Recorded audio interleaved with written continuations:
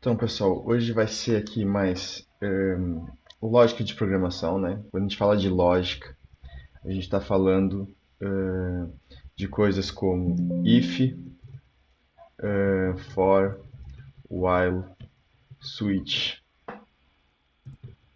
condição ternária. O que mais? Será que tem mais algum? Podemos pôr também aqui, como pus condição ternária, eu vou pôr aqui também if, else e else, né? Alguém não conhece alguma coisa dessas?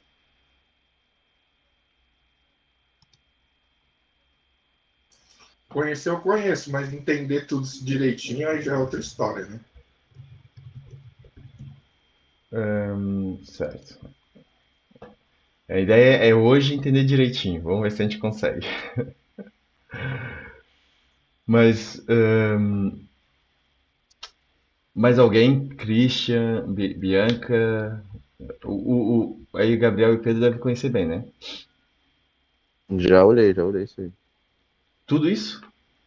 Aham, Ok. Muito bom. E dentro do for e do while, já viram, por exemplo, o break e o continue? já. Ok, boa. E o for in e o for off, que é mais assim. Off e for in. Isso é uma forma de escrever, mas na verdade ele é estruturado diferente. Mas se já viu, deve lembrar disso. Mas beleza, aqui acaba aqui bacana, que o pessoal já está por dentro. E, e assim, vamos ver se a gente entende melhor então a nível de lógica. Então vamos começar pelos fors, né? Aqui, vamos focar um pouco aqui nos laços. Então, um for acaba por ter uma estrutura bem simples, né? Que é, aqui eu vou usar o que? Um const, i igual a 10, ponto e vírgula, i menor que 100, i mais mais. Isso aqui vai dar bom.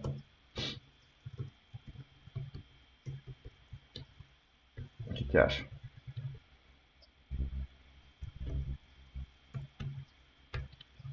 Não acha nada? Acho que não. É Neulete aí, não?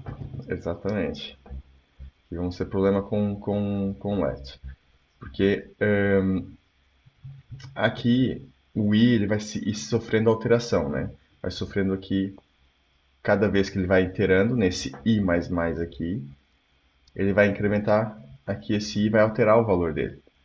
Então, se for uma consta, já temos aqui um probleminha, né, que não dá para assignar então um novo valor aqui para o i. Esse for, ele deixa eu aumentar aqui um pouco mais, né?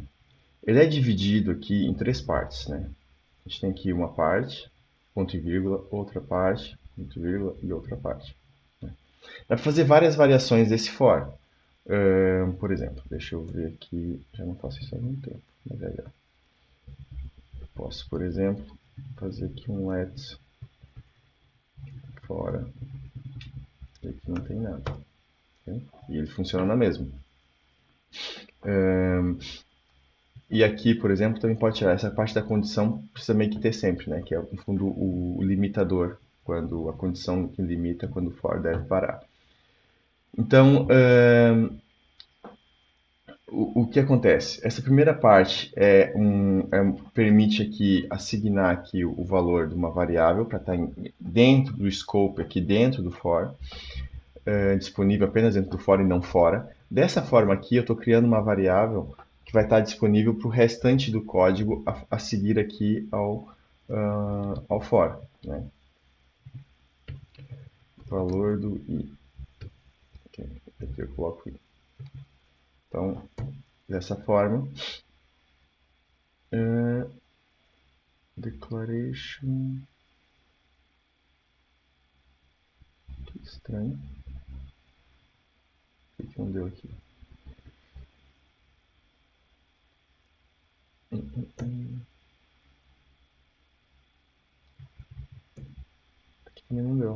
mexi aqui em alguma coisa, achou? Tem um ponto e vírgula aí, não tem, Edu, no for aí, ó. Primeiro. Sim, mas Certo? tá certo, porque aqui em cima funcionou. Aqui antes. Acho que é porque já tinha o i declarado em cima do parâmetro. Exatamente, também. Yeah, era isso que eu tava vendo. Redeclaration. Yeah, exatamente. Então não pode ser o let, tem que ser sem let, né? Deixa eu fazer aqui de novo. Console. Pronto. Tem outra vez. É isso. Pronto. Então o valor do i é 100. Agora se eu mudar de i para j, vamos lá. J. J. Const não. Deixa eu pôr aqui dentro.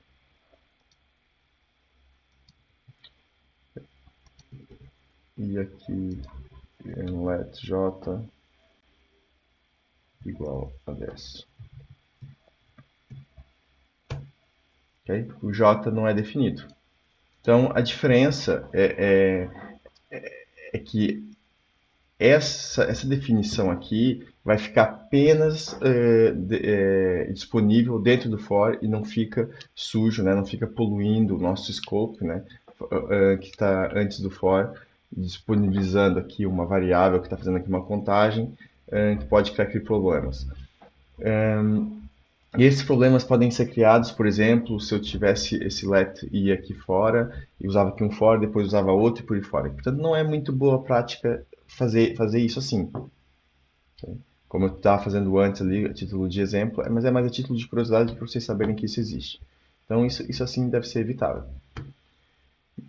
Aí, o que acontece? A gente tem aqui essa condição, né, que acaba por ser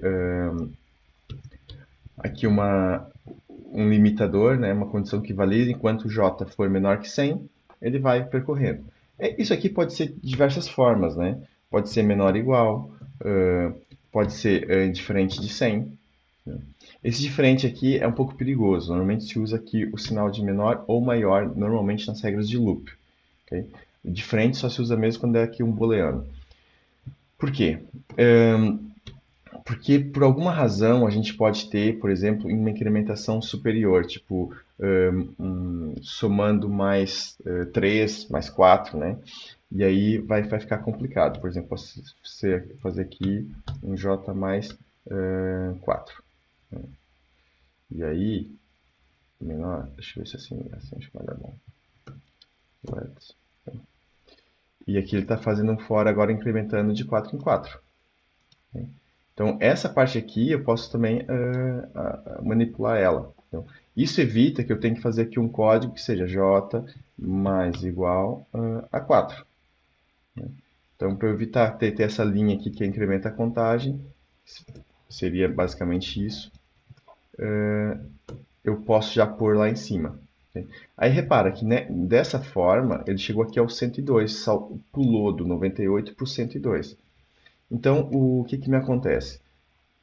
Se eu deixar aqui, enquanto for diferente de 100, se eu mudo a incrementação, eu corro o risco de criar aqui um loop infinito. Porque ele pulou 100. Se bater no 100, ele vai bater nessa validação e vai interromper o for. Se eu estou incrementando 4, ele pulou do 98 para o 102. O 102 continua sendo diferente de 100. Então ele vai continuar fazendo for. Então a gente começa a entrar aqui numa situação de de um loop infinito. Quando a gente trabalha com loops, for e while, ou então funções recursivas, que a gente vai falar na próxima aula, podemos causar aqui essa situação de loops infinitos. E quando entra aqui no loop infinito aqui no browser, não é muito legal. O browser ele tenta bloquear aqui a tab para fechar, mas às vezes trava mesmo o browser, né? Às vezes as travagens de browser acontecem por causa disso. Então, quando a gente mexe com laços, é ter bastante cuidado aqui com essa questão dos loops infinitos e dessa incrementação. Pessoal, ficou claro isso? Alguma dúvida? Algo que não ficou bem entendido? Já tinham visto esse tipo de fores assim, essas variações? Tranquilo? Então, se não há dúvidas, vamos embora. Bem, com isso aqui do for, a gente pode trabalhar também strings, né? Então, por exemplo, se eu tenho aqui uma string, por const mesmo. Const, por exemplo, o meu texto, e aqui no meu texto vou ter então, vou buscar outra vez, JavaScript, outra vez aqui, bom, aqui a gente tem JavaScript no meio de uma frase. Assim, por exemplo.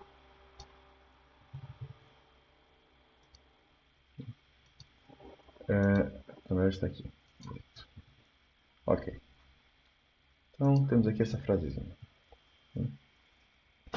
Bem, eu posso percorrer uma string que a gente comentou da última vez, que é como se fosse um array, né? Eu vou por aqui C de contagem de caracteres, não é muito comum, mas só para variar um pouco. C, então, menor que o nosso comprimento do texto, né? Como se fosse, então, aqui um array. E C mais mais. Agora temos aqui para outra linguagem, que é o C mais mais. Então, aqui nós temos o console.log da nosso texto, né? Da nossa letra do texto.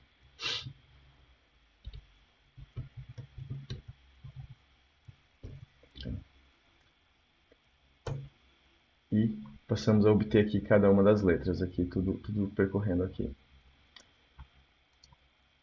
Normalmente a gente usa o for com array, né? Então, eu estou fazendo aqui o exemplo com string. Como vocês já viram for, já devem ter visto algumas coisas com array.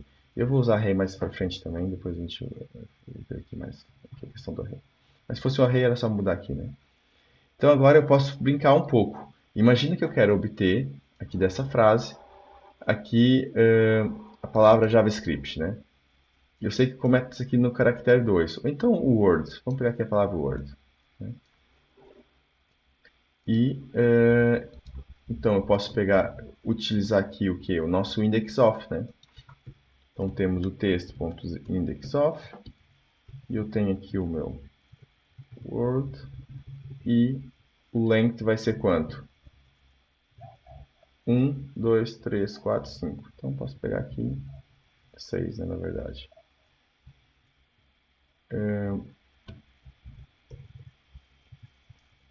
Ponto length aqui assim e incremento aqui com isso. Ou seja, onde encontrar a palavra word, me soma mais 6 caracteres da palavra word. Isso seria a mesma coisa que eu pôr aqui um 6, né, Davi? Vamos ver se isso funciona. Okay? E agora só tem aqui o word. E obviamente a gente pode então aqui vou pôr palavra, eu vou pôr aqui vazia. Então aqui a gente vai incrementando cada um dos caracteres. Claro que a gente podia fazer o substring, por aí fora. Então é só um exemplo como a gente pode utilizar aqui o for, mexendo aqui com texto. E aqui, palavra. Okay. Vamos por aqui, palavra. Okay. Faltou aqui o mais. Maisinho aqui em cima. Redeclaration, outra vez, porque está aqui no scope principal. Claro. Beleza. Agora imagina que eu queria fazer um reverso. Então eu posso inverter a lógica. Posso pôr, então, aqui para o C o meu limitador. Então, aqui eu vou inverter o sinal. O C, enquanto C for maior, né, igual, porque eu quero até o index of, aqui, até o W, então passa a ser maior ou igual. E aqui eu vou pôr um menos 1, porque eu quero começar ele com caractere a menos. Eu já sei que vai dar problema se eu deixar daquele jeito. E aqui agora eu faço eu vou decrementando. Então começo de um ponto mais alto do meu texto, onde termina a palavra word, e depois vou voltando para o início da palavra. Né? Vamos ver o que que faz isso. Ok? Agora escreveu aqui, então, ao contrário. Reverteu aqui a palavra, né? Fez aqui o reverso. Então, aqui no for, agora ficou um pouquinho mais complexo, né? Voltando aqui no exemplo anterior, deixa eu ver se eu consigo voltar. Ixi, quando fica assim, ele vai. Aqui. Por exemplo, se eu quiser reverter esse tipo de for, vou começar mesmo do 1 ao 10, para ser menos números. Então, temos aqui o j mais. Então, temos uma contagem crescente, né? Se eu quiser uma contagem decrescente, coloco aqui 10. Enquanto for maior que o quê? 0, menos 1, menos 100. Maior ou igual, por exemplo, que 1, nesse caso. Podia ir para números negativos também, né? E aí agora já tem a contagem decrescente. Beleza? Pessoal, está dando para entender um pouco melhor quem não entendia bem for, por exemplo? Já tinham visto essa explicação desse jeito? Para mim tá tranquilo por enquanto, né? Vamos ver mais para frente. Na prática, Tá tranquilo. Também tem isso. Mas tá bom. ok. Tá ótimo. Ok. Se surgir qualquer coisa, interrompam, por favor, né? Depois a gente tem aqui o for, por exemplo, in e off. Para que serve então o for in e o for off? Alguém tem claro para que serve cada um desses dois? Nem vou escrever para puxar aí pela cabeça, pela memória. Ou já podem estar vendo também o material, né? Daí... Eu acho que eles funcionam parecidos com o for each, eu acho.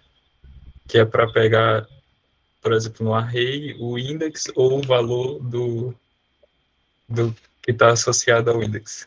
Aí eu acho que o off ele pega o valor e o in ele pega a propriedade, que no caso do array, por exemplo, seria o index. Não sei se deu. Sim. É isso mesmo. A lógica é mesmo essa. No caso do array, é um pouco mais tricky esse exemplo, mas é bom, vamos usar ele. Então, eu vou fazer aqui um const. Por exemplo, números. E vamos por aqui, números não, vou pôr, por exemplo, animais. Vamos por aqui, gato, cachorro, ovelha, por aí fora. Beleza. Agora, vamos lá percorrer esses animais. Então, nós temos, aqui a gente já pode usar const, okay? Animal, in, animais. E aqui a gente põe então console.log.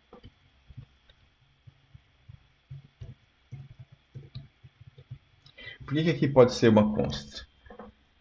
Porque aqui ele vai, em cada interação do for, cada vez que ele iterar, ele vai criar essa variável. Okay? Aqui não é uma alteração do valor da variável, no caso como a gente está fazendo no outro for, que é a incrementação, né? Aqui é mesmo uma criação do zero da constante ou da variável. Portanto, a gente ter let vai nos permitir aqui depois trocar o valor, né? Eu posso pôr animal igual, sei lá, cabra. Então, deixa eu fazer até assim para vocês verem. Okay? Ficou tudo cabra. Agora, se eu pôr const, aí, calma aí, já lá dentro não pode alterar o valor. Então, por isso que é preferível a gente ter assim a const. A gente começa a criar aqui um código bem mais seguro. Aí trocou aqui as bolas. E o in, na verdade, ele está listando aqui então o index. Né?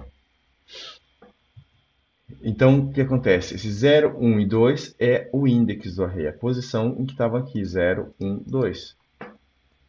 Já o off, então, a gente vai ter os valores. Então, a gente tem um ou outro. Qual que é a desvantagem desse for? A gente perdeu aqui a contagem do array. Eu não sei agora qual é a posição aqui o cachorro está em qual posição? Está na posição 0, 10, 20? Não sei. Só tem aqui o valor cru dele. Então isso aqui é útil quando a gente não está muito preocupado ali com a contagem, do index ali e tal, a evolução ali da navegação durante a interação ali percorrendo o array. Então quando a gente quer valores diretos, crus, a gente pode usar esse for, que facilita bastante, né? Fica mais simplificado. Mas esse forinho aqui, a gente pode utilizar ele também com objetos. Então, por exemplo, se eu tenho aqui um const, e agora vou pôr o quê? Já pus aqui, vou pôr aqui animal. Aí eu tenho aqui o nome dele, né? O nome, eu não preciso pôr aqui. Também tem que ser com aço para ser mais correto. Então aqui vai ser ovelha. Não, vou usar a cabra que estava ali escondida. E vamos por aqui tipo pelo. Então, curto. Peso. O máximo. Igual, sei lá, 100. Beleza. Aqui podia pôr a altura também. 1 metro. 100 centímetros. 90 centímetros. Vamos ver isso. Gordinha essa cabra, acho que é menos. Mas vamos por aqui uns. Por ela fit. Mais fit assim. Também acho que é muito. Beleza. Aí agora, se eu tiver aqui o tal forin, vamos lá buscar ele. E agora eu coloco aqui no animal. E aí é como o Pedro estava dizendo, a propriedade, né? Que é aqui cada um desses nomes. Então aqui eu tenho uma propriedade.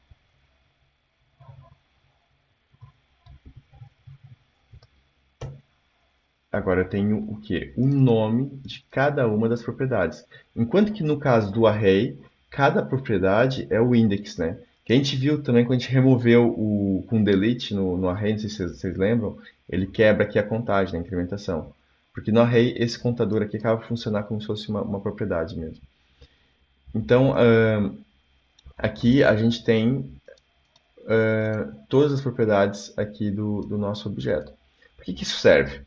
Eu posso dizer qual é que é a minha propriedade. Eu posso vir aqui e dizer que a propriedade qual é que é, né? Vou colocar aqui qual é que é o nome da minha propriedade. E assim eu consigo pegar agora, aqui no animal, eu consigo pegar o valor dessa forma, usando aqui o colchete. Aí agora eu tenho qual é o nome do animal, cabra. A propriedade do pelo é o curto. O peso tal. Então aqui eu tenho o valor. E aqui eu tenho então o nome de cada uma das propriedades. Portanto, quando a gente quer percorrer aqui um objeto, pegar todas as chaves ali, todas as propriedades de um objeto, dessa forma, é uma forma simples. Outra forma de fazer isso seria usar o quê? O object.values, né? Que ele vai retornar o quê? Um array com todas. Aqui, aliás, o values é o keys, aliás. Okay?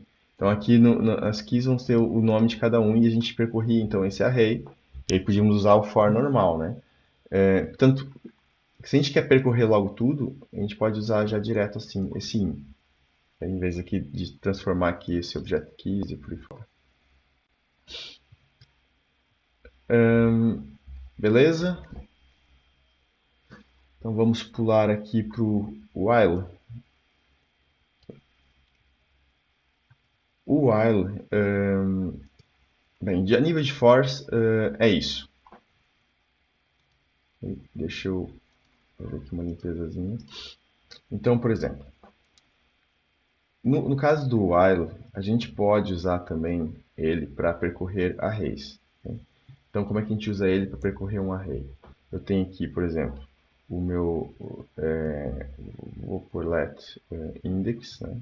Índice, está aqui na posição 0. Então, índice menor que o meu animais.length. E o que acontece? Nesse caso, o while ele só recebe uma única condição. Ele não tem como no for aquela declaração anterior e depois, né? Ele só recebe uma condição que vai devolver true ou false. Enquanto for true, ele está fazendo o loop, está ali percorrendo, iterando, okay? Executando o nosso laço. E aqui então, animal, e aqui então, animais index. Okay. Será que ainda existe? Ok, ele is not defined. Também eu criei aqui um loop infinito, ainda bem que não correu. Por que eu ia criar aqui um loop infinito? Ia me ferrar legal aqui. Faltou?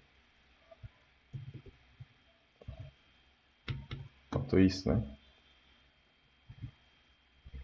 Tem que incrementar. Se nunca incrementa o valor, ele vai ficar sempre com o mesmo valor e vai entrar aqui no loop infinito. Opa. Ih, cara, me perdeu. Não dei enter. Índice. Aqui. Índice. Beleza. Ok, redeclaration. Eu tinha declarado lá em cima. Em algum lado. Okay. Pronto. Então, dessa forma, a gente está fazendo o mesmo que o for, né, lá atrás. Estamos fazendo percorrer aqui de forma simples. Aqui o contador, a declaração do contador inicial, a condição e aqui a incrementação. Então, no caso de aplicar essa mesma lógica no while, seria algo assim. Mas a ideia do while é poder fazer algo um pouco mais complexo, né? Então, por exemplo, deixa eu puxar aqui, quem é que chegou? O Alisson. Bom dia, Alisson.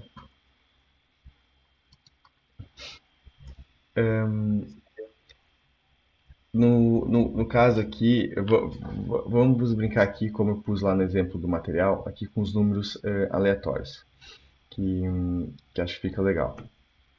Então, a gente tem aqui um número aleatório, onde vamos ter então o número de tentativas que estamos tentando atingir. É uma contagem aqui, não é que tentamos atingir, é quantas tentativas houve para conseguir chegar aqui num certo valor. E aí, vou usar mesmo como é que está lá. Vou usar o 9, é igual. Na documentação ali eu pus 90, pessoal, mas eu vou usar aqui o 9, que acaba por ser a mesma coisa. Então, enquanto o nosso número aleatório for menor que 9, né? Ou seja, só quando o número... e agora aqui o nosso número aleatório vai ser igual a net.random e aqui vezes 10. Okay. Para dar aqui ele acaba por dar quando for maior, sim, vai dar certo. Aleatório. Beleza. Então, o que está acontecendo aqui? Ele está associando um número aleatório de 0 a 9, né, a 10, onde só enquanto ele for menor que 9, ele fica percorrendo isso. Somente quando for maior que 9, ele interrompe aqui a execução. Então, uma hora vai ter que dar aqui a sorte de dar um número maior que 9, senão estamos ferrados, né? Aí aqui a gente vamos ver conforme ele vai gerando. Então, tentativa. Vou por aqui fora mesmo. Tentativas, mais. Aliás, vou por dentro. Para seguir aqui o padrão lá. Okay.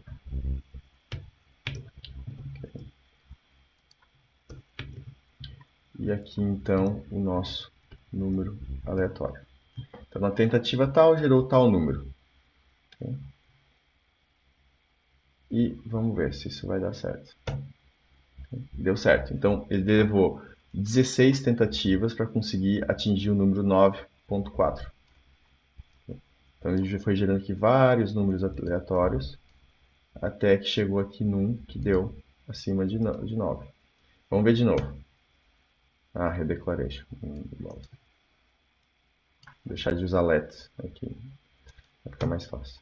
Okay? Agora ele deu só em 5 tentativas, né? E aqui então ele vai mudando. Aqui já foi 38 tentativas para conseguir chegar ao número. Então aqui com o while a gente conjuga aqui essa lógica aqui de uma validação, onde quando é que o while pode ser útil em vez do for, ou vice-versa? Alguém tem assim uma ideia, um exemplo? Consegue pensar aqui numa situação? É, uma vez eu tava fazendo um jogo da cobrinha no terminal, aí Uhum. o while era usado para renderizar o campo, a maçã, por exemplo. Aí no caso a gente usava um while com true só, que era para ser um loop infinito. Aí convém ter um temporizador dentro, né? Sim, Porque senão fica muito rápido, é, né? E ele trava. Que é o temporizador faz ali uns momentos de pausa, né? Espera um segundo, espera 100 milissegundos, uma coisa assim. Boa. Mas por que que era o while? porque era para ser um loop infinito. Tipo, poderia ser feito com for, o loop infinito, só que com while seria mais simples. Exatamente. No caso, o loop infinito seria algo assim, né? Então eu tenho aqui um true, então isso quer dizer que vai sempre rodar aqui o while. Aí no meu caso que eu quero parar, se eu fizer isso, eu vou criar aqui que o processador ele fica processando cada linha de código aqui. Ele vai ficar toda hora fazendo console log e toda hora incrementando aqui a variável, né? Então, eu estou puxando aqui para uma execução constante aqui no processador. Isso causa logo que o CPU, consumo de CPU, dispare lá para o talo. E pelo menos de um dos cores, né? Se eu tiver múltiplos cores no meu processador, um dos cores vai colar lá em cima e não tem aqui nenhuma interrupção. Então, essa interrupção eu posso criar de duas formas, né? Ou criar uma pausa de processamento, que é colocar aqui um sleep, aqui no JavaScript seria mais o timeout, mas teria que ser outra lógica para conseguir fazer isso. E, e no caso, a gente também pode recorrer então ao interrompimento do while usando o break junto com o if. Já vou misturar aqui um pouco os temas, que eu já ia dar a seguir, mas por exemplo, nesse caso, como tu falou isso, eu vou pôr aqui, então, se o número for menor que 9, enquanto for menor que 9, ele percorria o while lá em cima, né? Mas nesse caso, então vai ser o contrário. Quando ele for maior que 9, agora, então faz o break, para. Então o break eu digo, olha, para aí o loop. Então dessa forma eu tenho um loop que eu não sei quantas iterações eu vou ter que fazer, não tenho muito certo qual é o meu limite, mas tem um momento que ele tem que parar. Então o while ele se distingue muito aqui do uso do for, exatamente pela situação que o Gabriel disse, né, que é aqui no caso de um loop infinito. Vamos ver como é que isso aqui funciona, que ele deu 0 tentativas e já deu, caramba, muita sorte. Aqui já deu 5. Foi mesmo sorte, logo de primeira. Ok? Então ele está funcionando da mesma forma. Okay? Só que aqui já está aqui aqui com o if em vez do while, em vez de estar aqui dentro a condição e o break. Qual que é o mais nesse caso específico? Qual que é melhor fazer? Dessa forma ou da outra forma que eu estava fazendo antes?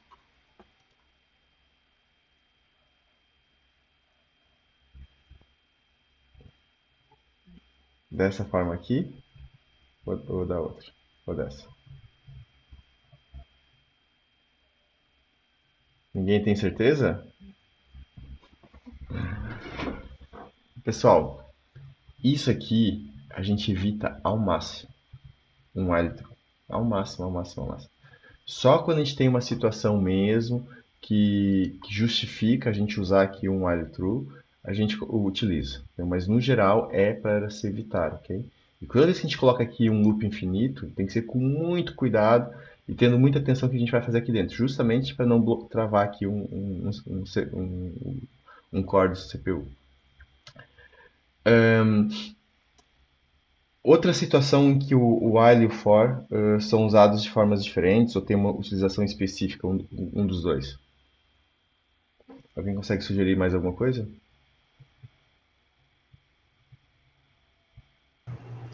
Eu acho que, de uma maneira geral, o for ele é mais utilizado quando tem já meio que uma delimitação das repetições, né? Já é meio definido o número de repetições, e o while é quando isso é meio indefinido, a gente não sabe quantas repetições vão ser necessárias. Sim, esse é um ponto de partida de raciocínio bom e é fácil assim no início a gente entender dessa forma. Só que tem aqui outro detalhe importante, que é a incrementação. Por exemplo, se eu tenho uma situação que eu vou percorrer algo, mas que eu não tenho que incrementar, aí eu posso usar o while. Se eu tiver que fazer uma incrementação, aí o for já é melhor. E depois tem a questão do for in e do for off, que é outro tipo de comportamento, que daí o while não vai lá, né? Não seria indicado nesse caso. Então a incrementação também conta aqui. Como eu tenho aqui esse número, essas tentativas aqui, mas que é uma incrementação que não faz parte da minha validação aqui, da minha condição, então não justifica ser um for. Mas se eu tivesse incrementando algo que está sendo validado aqui na condição, então aí já é um raciocínio ali perto do for, né?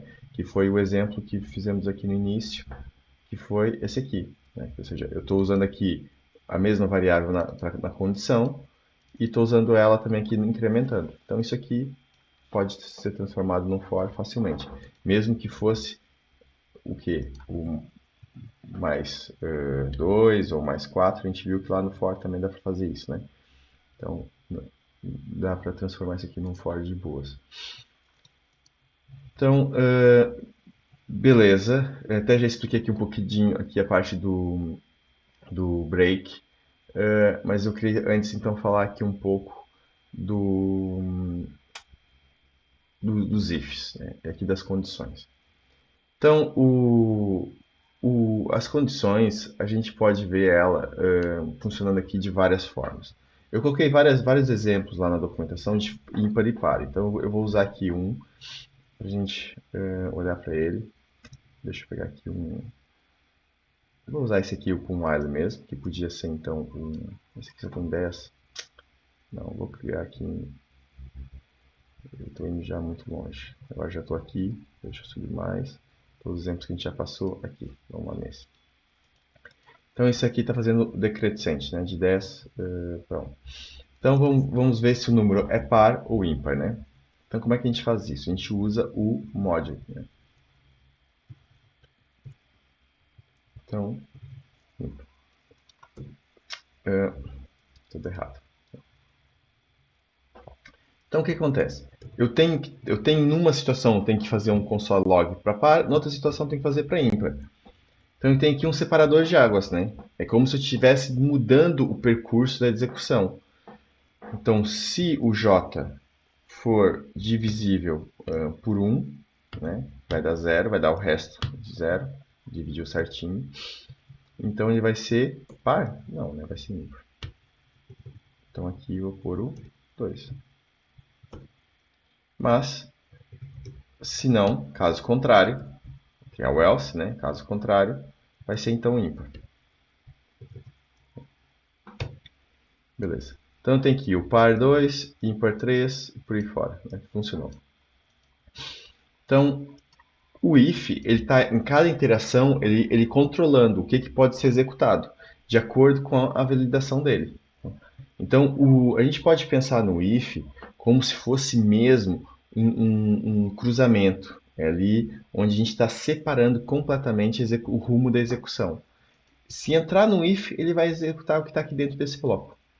E no else é a mesma coisa. Se ele não entrou nesse if, ele vai entrar então aqui no else. Então, o else é uma alternativa sempre à condição contrária do que está aqui no if. Bem, a gente pode também ter else, né? Else if. Então, como é que seria aqui no caso um else if? Então, posso pôr aqui, eu também tenho vários exemplos desses lá. Esse aqui é divisível por 3.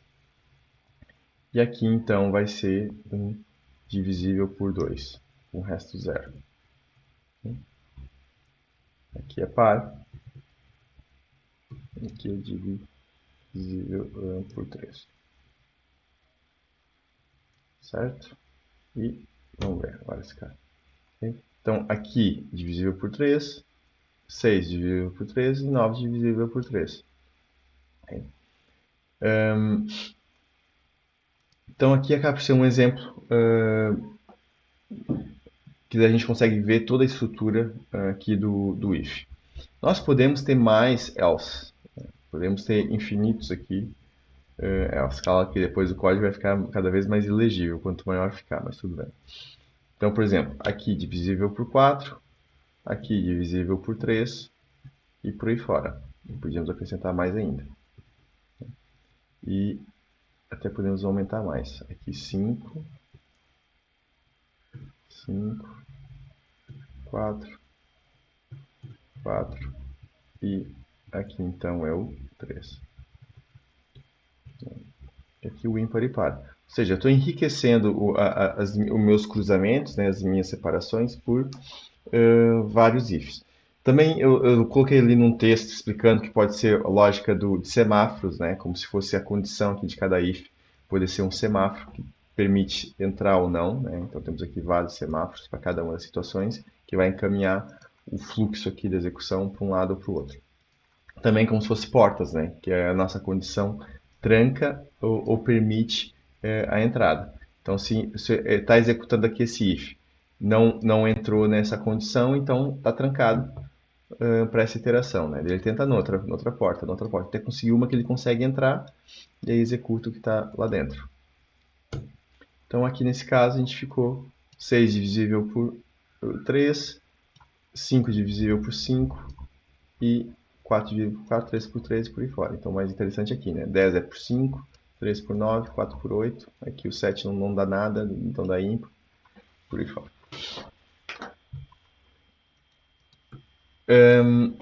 Então, aqui a gente já começa a misturar um pouquinho as coisas. A gente já começa a ter fors misturado com if, né? Nós podemos, então, aqui focando um pouquinho agora, trocando um pouco de assunto, lógica de programação, é isso. A gente vai entendendo como é que funcionam alguns recursos, técnicas aqui de programação, né? Como é que a gente usa um for, como é que a gente usa um while, como é que a gente usa um if, uma constante, um let, os tipos de objetos, e por aí fora cálculos matemáticos. E a gente começa a misturar isso tudo para criar aqui a nossa lógica de programação.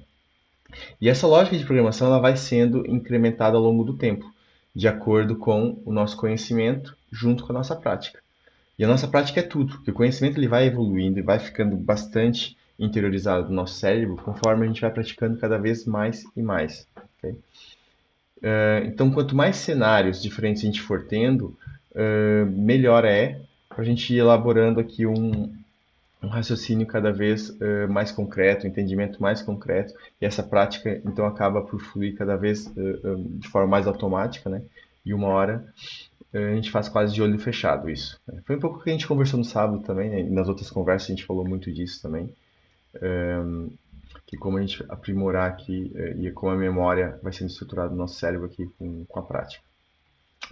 Por isso que prática aqui é tudo. Aprender as coisas, ver como é que as coisas funcionam, bacana, mas a gente tem que pôr a mão na massa. Outra forma de a gente fazer, então, uma interação, vamos voltar aqui para a condição de ímpar e par, para ficar mais simples. Vou voltar aqui para a versão simples da coisa. Okay? Ímpares e pares. Então, é condição ternária, né? Então, a condição ternária ela vai funcionar de outro jeito. Eu vou por aqui embaixo. Console.log, então, ternária. Okay? Então, o resultado da minha condição ternária vai ser o quê?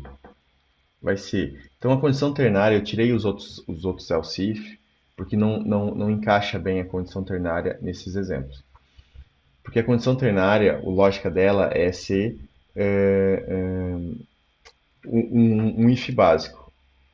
Se a condição for verdadeira, então faz uma coisa. Se não for, faz outra. É só isso.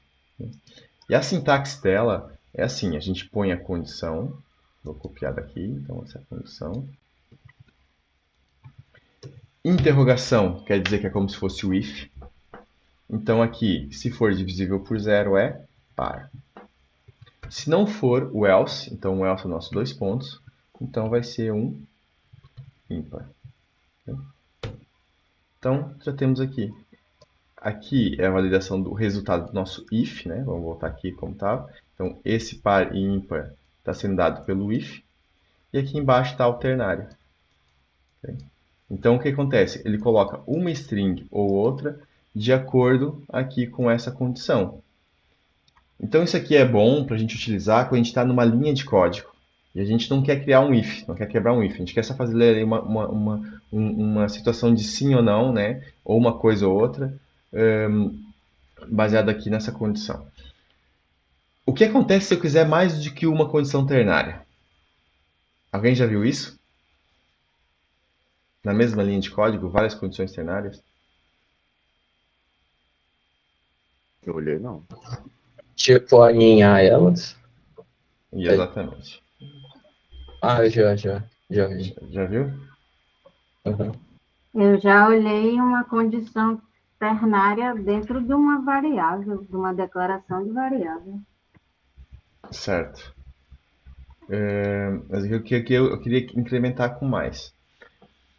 Deixa eu ver se eu consigo fazer aqui uma situação. Ímpar vai ser módulo de 1. Isso aqui vai complicar aqui um pouco. Mas também vai ser útil ali embaixo. Bem, eu vou voltar aqui ao exemplo. Vai ficar mais fácil. Que é então aqui esse else. Então aqui eu tenho divisível por 3.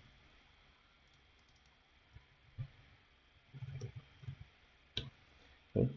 E agora aqui a gente faz o seguinte. Eu tenho um if, um else if e um else. Então, esse aqui, olhando de baixo para cima, ok? Esse aqui é uma condição ternária, que antes dela vai ter que ter outra condição ternária, porque eu tenho outro if. Se eu tivesse mais else if, seria assim. Então, cada else if seria mais uma condição ternária. Então, o que eu tenho que fazer é isso aqui.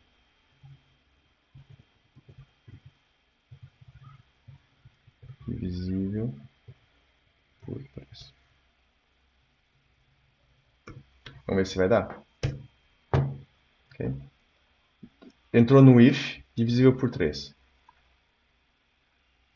Não consigo regular aqui a altura. Não está pegando. Deixa eu diminuir aqui um pouco. Então, ou seja, aqui veio o ímpar e o par, né? Da ternária, está dando aqui. Vamos ver só que esses 3 já dá. Então, temos aqui o ímpar e o par, que é esse aqui, maiúsculo, da ternária. Esse aqui é o do if. Né? E aqui o divisível por 3, que é esse aqui, é o do if. Já o da condição ternária, esse aqui de baixo. Né? Então, o que ele está fazendo? Isso aqui foi true? É verdadeiro? Então, faz isso. Se não foi, se foi outra coisa, então faz o que está para frente, depois dos 2 pontos. Então, ele chega depois dos 2 pontos, tem aqui outra condição. Ok. Então, essa condição é verdadeira? Se for verdadeira, faz par. Se não for outra coisa, então faz o ímpar. E assim vai indo. Só que o que acontece, pessoal? Se a gente faz muito disso, fica assim um pouco difícil de ler, né? Se eu bato o olho aqui, isso aqui é de uma coisa, da outra, onde é que isso começa e acaba? Isso aqui só tem duas condições ternárias, né? Então já tem aqui 2 interrogações e dois pontos aqui, dificulta um pouco a leitura. Então o que se faz nesses casos é usar parênteses. Né? Então a gente tem aqui uma outra condição ternária, então eu coloco ela dentro de um parênteses. Daí eu me ajuda. Onde começa parênteses, tá uma coisa, né? Aqui. Então, ok. Eu tenho aqui uma condição ternária, 2 pontos, parênteses. Parênteses, então aqui, onde é que termina o parênteses? Termina aqui. E mais, né? Se eu ponho aqui o mouse, né, o cursor, ele já me mostra o verdinho onde é que fecha. Então, me ajuda a entender melhor onde é que começa e acaba as coisas. Então, aqui na condição ternária, a gente usa bastante aqui os parênteses para englobar ela, mas para sinalizar melhor onde é que inicia e onde é que acaba. O mesmo seria bom eu pôr aqui. Okay? Para eu ficar mais claro, reforçado onde é que acaba. Entendeu? Por quê? Porque eu podia ter isso invertido. Se for diferente de 0, divisível por 3, né? Então seria assim. Então a minha condição ternária já vai até aqui no fundo. Então, para eu saber me localizar um pouco melhor, dessa forma aqui usando os parênteses ajuda um pouco. mas não é muito boa prática, pessoal, a gente artilhar assim com muitas condições ternárias. Ok? Eu, às vezes, quando estou com pressa, sou sincero, eu tenho um pouco esse vício. Às vezes eu faço ali uma. Mas depois eu tento matar isso. Às vezes são condições simples, que é para, em vez de estruturar aqui e consumir muitas linhas de código, aí eu prefiro fazer umas 3, 4, 5 condições ternárias assim, para despachar. Mas não é muito boa prática, não. Tá bem? É de se evitar isso.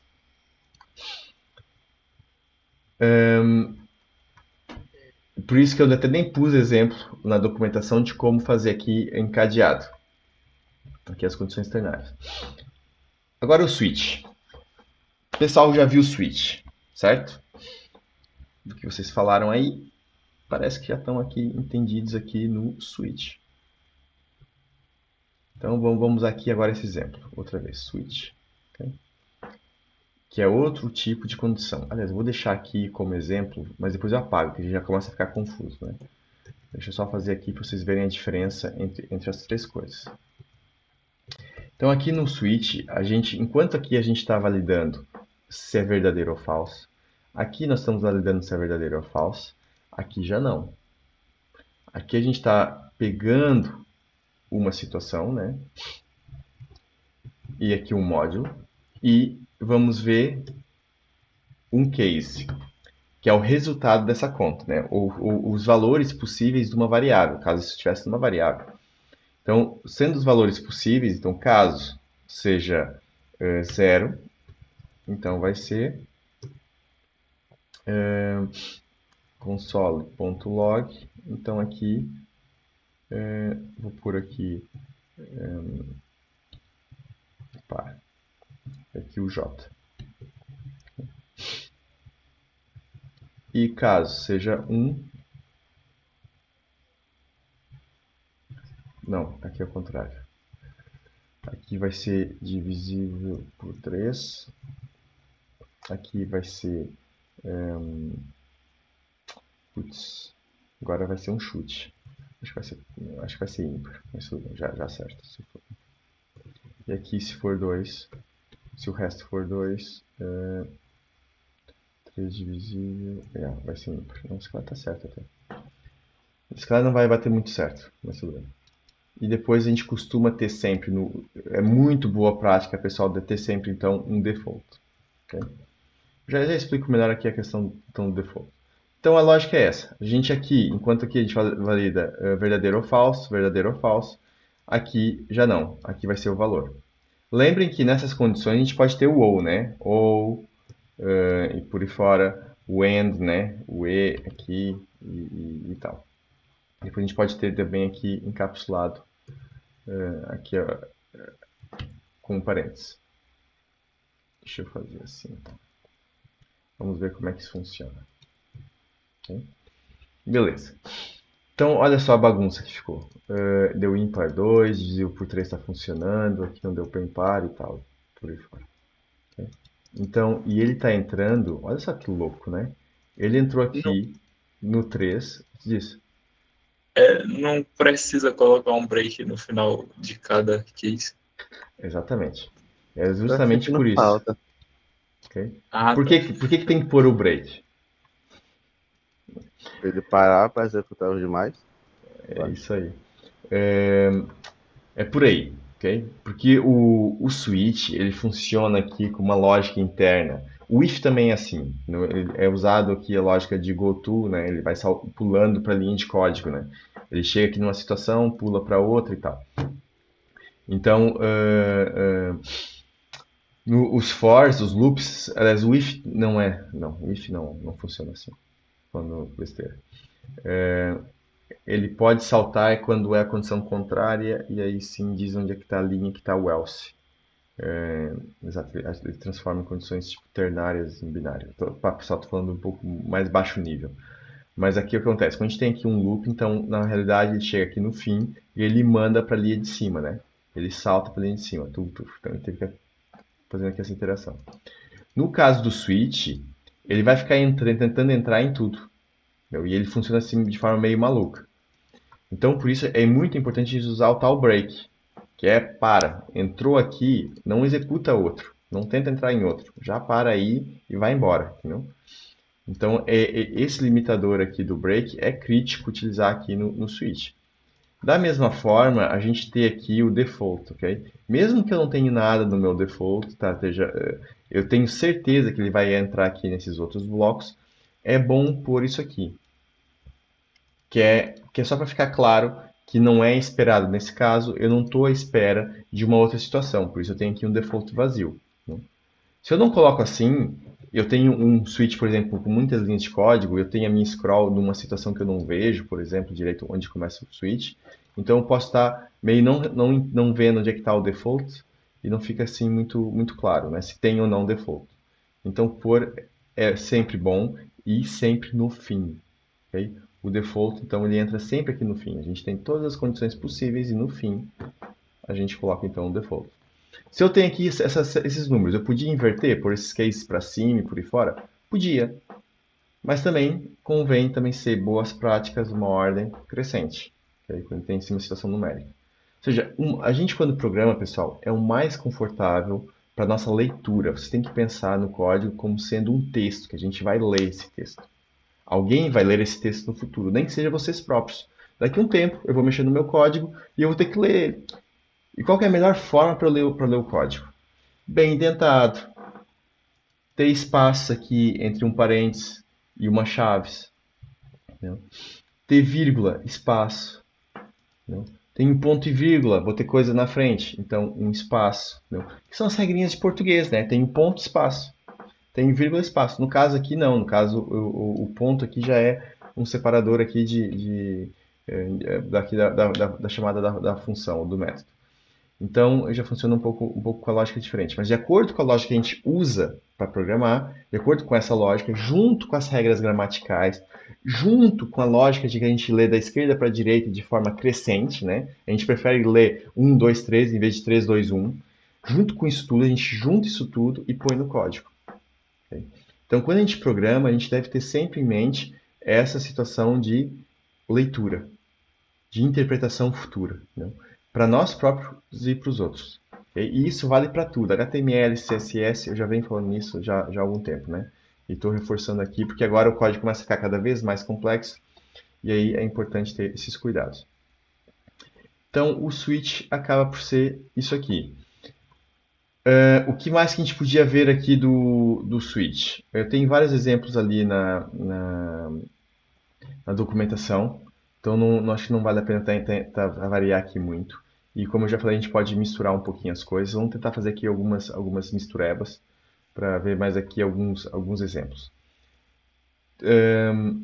Tem um caso que eu utilizei ali, né, um caso ali mais simples, eu não vou tentar não elaborar muito, porque a gente vai ter aqui um exercíciozinho de lógica um pouco mais complexo a seguir, tá bem? Vai puxar aqui um pouco para vocês pensarem um pouquinho. Então, eu não vou afunilar muito aqui nessa explicação de lógica mais complexa. Até na altura das funções a gente pode entrar aqui em mais detalhes e no React. No React a gente vai falar bastante ali de alguns casos de lógica, vai ser mais interessante. Então, nas aulas futuras a gente vai aprofundar aos poucos, cada vez mais aqui com lógicas de programação aqui em JavaScript. Bem, mas tem aqui uma situação que eu queria explicar para vocês, que é o continue que a gente não falou ainda. Então, no caso do continue, vamos lá, eu tenho aqui um for, né? Aqui números ímpares e pares. Vamos lá, simplificar aqui de volta. A gente podia ter aqui. Como é que eu posso aplicar aqui o continue e o break? Usar os dois. Eu posso então não ter mais aqui o else, né? Eu não tenho mais aqui esse else. Removo esse else. E agora, está aqui. Está executando sempre aqui a linha do ímpar, mesmo quando é par, né? Está aqui ímpar, ímpar e vai embora. Então, como é que eu separo isso agora? Se for par, aqui, se for par, então break.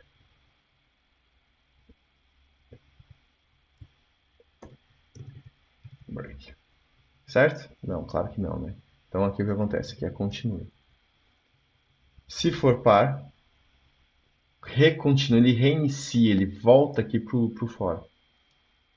Então, depois eu ponho aqui esse break, que é para ter um exemplo completo aqui para ver a diferença entre os dois. Se eu pôr aqui o break, opa, ficou sem break. Break. Okay. Se eu tenho aqui o break, ele só executa uma vez e para. Então, se eu usar aqui o continue, ele vai dizer o quê? Chegou aqui no continue, opa, volto para o for, imediatamente. Então ele já não executa linhas que tem posteriormente. Bateu no continue, ele volta para o laço, para o início do laço. Okay? Então agora eu já tenho isso certo. Deu o quê? Deu um par, ele vai mostrar aqui que é par e volta para o laço para avançar para o próximo. Fazer aqui essa decrementação. Agora vamos supor que eu só quero fazer até o número 5. Então, if j maior que 5 ou igual a 5, né, quando for igual a 5, mas entra na mesma condição que eu falei, que é melhor a gente usar o menor e maior, porque é uma incrementação, se eu mudo ali minha regra de incrementação, altero isso. Então, se for maior ou igual a 5, que é o mais correto então, em vez de igual a igual, faz a paragem. Aqui eu vou ter um problema, né? Ele fez os 10, continue. Aí continuou, foi para o 9. Então, o 9 é maior que 5, fez break. Certo? Então, aqui eu tenho que inverter. Quanto for menor, igual a 5. E aqui eu tenho o meu loop ao contrário. Começa no 10 e vai diminuindo. Por isso eu tenho que inverter também aqui essa lógica. Então, agora sim, estou pegando os 4 primeiros. 1, 2, 3, 4, 5, 6. Até os 6 primeiros. Ó. E então, quando ele chegou aqui no break, ele interrompe de vez, ele quebra quebra aqui o nosso laço. Então, tanto o continue como o break, eles são úteis dentro do for, dentro do while, ok?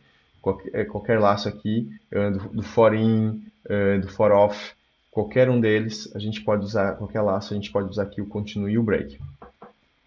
Tem aqui umas utilizações mais avançadas disso, mas acho que não vale a pena, porque sério mesmo, eu já estou dando aqui algumas situações que nem vai ser muito útil ali no React, quer ver? Já te perguntei isso, Pedro, e acho que tu vai lembrar logo, agora mais rápido, a resposta. Quando é que tu usou um for no React? Ou um while? O while nunca, eu acho. E o for também, se eu usei, agora eu não lembro. Pronto. É isso, pessoal, ok? No React a gente não utiliza muito. Mas é importante a gente conhecer isso e saber que isso existe. E no back-end, no Netune ali, ou no Node, aí a gente usa muito, ok? Ou no JavaScript Vanilla, né? Que no JavaScript mais padrão aqui do browser a gente vai usar muito, então, os laços. Já as condições, seja em React, no que for, as condições é muito básico na nossa programação. Então, os ifs é muito, muito, muito comum a gente utilizar bastante aqui o if. Okay? Então, isso não há aqui escapatória. Eu também não vou aprofundar aqui em ands e ors, aqui nas condições do ifs, que a gente vai ter condições dessas futuras, diversas situações dessas para implementar aqui mais condições. Okay? Mas eu queria falar aqui um pouquinho mais aqui de lógica, de programação. Eu escrevi um textinho e alguns exemplos de lógica que explicam aqui um pouco como a gente pode fazer o nosso código, né? Portanto, aqui eu usei essa situação do continue e do break. Aqui antes, mais antes ainda, a gente usou aqui essa outra condição com case. Antes ainda, a gente usou aqui a situação dos ifs e da condição ternária. E basicamente, todos os códigos fazem a mesma coisa, né? Ou seja, a gente pode fazer a mesma situação aqui, pelo menos 4 exemplos. Com ifs, com condição ternária, com switch e com breaks e continue. Certo? Qual delas é mais correta? Seria essa? Seria essa aqui? Seria aqui dos breaks. Continue. A gente pode ter também aqui que ser divisível por 3, né? A gente também pode pôr aqui, né? Como a gente tinha antes. Então aqui, divisível por 3. E também funciona. Pessoal, qualquer uma delas está correta. Qualquer uma. Ok? Qualquer uma é válida, funciona. Ok? E nesse caso, umas têm um pouco mais linhas de código, outras têm um pouquinho menos. Entendeu? O mais importante é que eu consiga ler o código. Eu bater o olho aqui e conseguir interpretar. Então, se eu não entendo bem essa lógica de break se continue, então eu dou preferência, por exemplo, para os ifs e para o else. Se as condições ternárias me banana todo, não uso. Não. Se o switch ali um pouco tem muito break, não sei o que, não gosto muito também, não utilizo. Não. Mas o que acontece? Quando a gente escreve um texto, eu costumo usar muito essa analogia para vocês pensarem muito. Código e texto é muito similar à lógica. Se aproxima muito. Porque acaba que a gente tem regras gramaticais aqui no código. Então, tem regras gramaticais. Nem que seja para o computador entender, né, que é ter aqui uma vírgula, ele me obriga a pôr aqui uma vírgula, se eu não pôr tá errado, ele vai me dar erro, né, se eu fizer isso assim, já deu problema. Então, e tanto regras gramaticais de leitura e de interpretação. Bem, se eu vou escrever um texto sobre um tema qualquer, sobre ambientalismo, sei lá, sobre JavaScript, qualquer situação dessa. Se eu escrever um texto hoje, como eu fiz ali preparação do material, né? Escrevi o texto do material ali na plataforma do Dev do Netuno. Se eu for escrever esse material semana que vem, ou amanhã, ou umas horas depois, eu vou escrever exatamente igual as duas coisas? O que vocês acham? Sobre o mesmo tema, em momentos diferentes da vida, eu escrevo exatamente igual? Não. Qual a probabilidade disso acontecer a nível matemático? Muito baixo. Esse cara é pior do que a Mega Sena, né? Quanto mais linhas o texto tiver, mais improvável é de conseguir fazer igualzinho de novo, né? Portanto, é isso, pessoal. A gente, quando escreve código, é difícil a gente escrever dois códigos iguais. Muito difícil. A gente vai escrevendo códigos. Quanto mais linhas de código o código vai ter, a lógica, e dentro da mesma lógica, eu, noutra situação, noutro momento, minha memória mudou um pouquinho, eu já escrevo de forma diferente. Porque nós próprios mudamos, a cada instante a gente muda, a nossa química do corpo, tudo que está acontecendo dentro de nós está mudando constantemente. A nossa capacidade de retenção de memória também vai mudando. A nossa velocidade de raciocínio, interpretação também vai mudando, né? As nossas redes neurais estão mudando o tempo todo. A gente nunca é ali a mesma pessoa. Tem até um ditado chinês, né?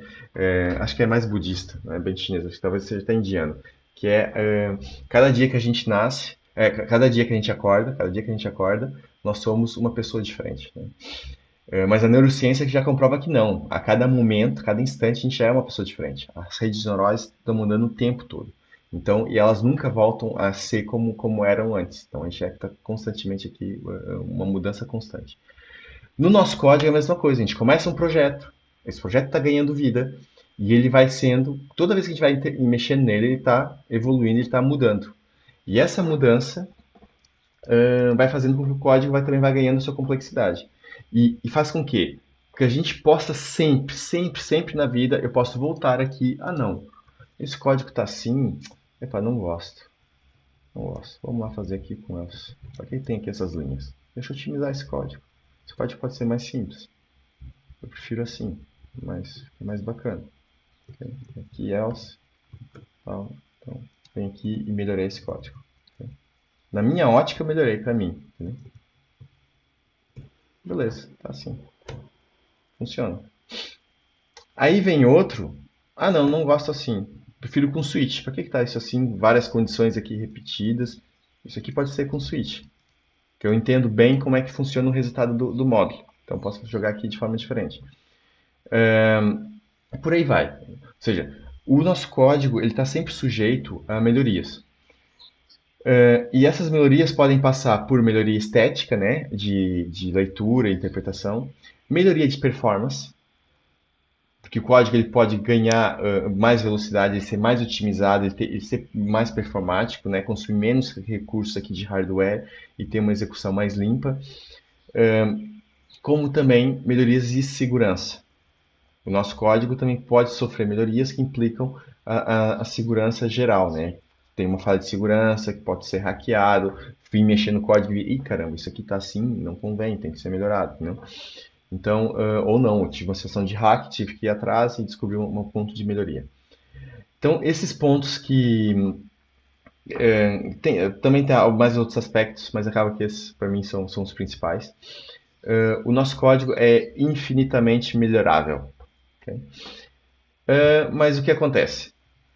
Eu não preciso ter a paranoia de querer ficar fazendo o código perfeito o tempo todo. Porque se eu tiver paranoia de ficar procurando o código perfeito o tempo todo, eu nunca avanço e nunca crio um site, né? Nunca tenho, então, o meu resultado final. Eu vou estar ali com tanto detalhe de espaçamento, de CSS, detalhezinhos e tal, que nunca termino de construí-lo.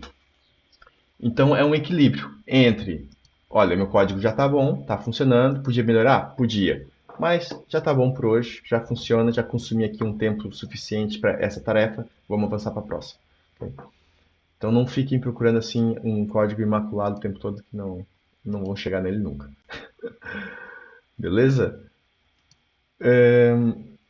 O que mais que a gente tem aí hoje? Alguém quer complementar um pouco esse raciocínio? Tem algum ponto de vista diferente? Ou complementar? O que acha? Já falei muito? Então, estão de boa com o estudo?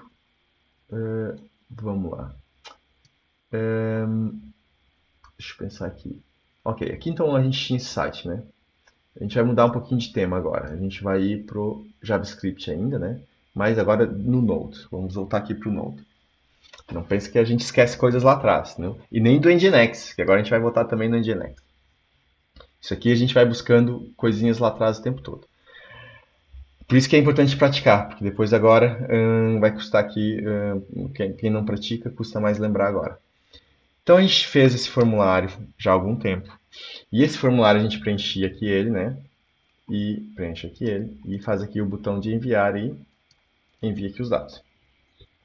Olhando aqui no network, cadê aqui o network? Então, quando eu envio, ele faz aqui um get, aqui para salvar HTML e manda aqui no header, né, aqui na URL, os parâmetros do formulário. Eu vou manter assim a título de simplificação, porque no caso do Node a coisa complica um pouco para fazer a leitura no post. A não ser que eu fosse usar aqui o Express ou outra coisa, mas eu quero fazer com o Node cru. Aqui. Então por isso vou fazer aqui dessa outra forma. Então, vamos voltar aqui para esse projeto do back-end. Então, aqui no back-end, a gente tinha feito só isso aqui, configurado com NPM, um projeto básico, né? E assim, bem simples. E aqui no Node, então, a gente pode programar um servidor web. Então, o servidor web, ele constitui aqui em fazer o const aqui do HTTP. E aqui então a gente vai ter o nosso HTTP, que é o módulo aqui do Node, para a gente processar aqui o nosso servidor. Esse HTTP ele tanto serve para ler URLs como para gerar aqui um servidor HTTP. Aí eu vou criar aqui o servidor, né, aqui o server, um server mesmo. Então esse server a gente tem que fazer o HTTP create server, okay? E aqui a gente vai passar duas coisas. A gente vai... não, na verdade aqui é o request, é o listener, é uma função. Okay? Eu já coloco aqui. E aqui então a gente vai ter depois um listen, que é então para ouvir então aqui tem aqui várias formas, mas tem aqui a questão da porta e do host. Eu posso usar só a porta se eu quiser em todos os hosts, mas eu vou pôr localhost aqui. Então eu vou pôr na porta 3001, para ficar exatamente igual como está documentado ali no material. E também para servir aqui de exemplo para o pessoal aqui dos containers. E aqui então o localhost. Aqui eu vou fazer aqui uma função, a gente vai falar melhor disso na próxima aula. Eu vou pôr aqui o rec e o res, só fazer algo assim. Vamos testar isso. Então se eu vier aqui, file, view, eu esqueci, toda hora eu esqueço, é o Ctrl, okay. Deixa eu ver. Então aqui eu tenho o node. Ponto. Okay. Aqui não pus nada, mas eu posso ver agora Colerne e aqui 31. Deixa eu ver quem é que chegou. Ok, Darlison. Olá, Darlison, bom dia. Ele está aqui mastigando, não está fazendo aqui nada direito, porque também não retornei ali nada. Mas no fundo, no container, essa porta 31, ela encaminha, que vocês receberam um mapeamento de portas, né? Então, ela vai encaminhar para a porta 3001 internamente. Então, deixa eu pôr aqui um pouco de código. Eu podia guardar essa função numa variável, numa constante, mas eu vou deixar ela assim mesmo. E vamos pôr aqui então aqui o res.write aqui 200 e mais o que? Acho que basta isso. Deixa eu ver se assim já vai. Ah não, espera, eu tenho que reiniciar aqui. Então reiniciei e aqui como é que ficou?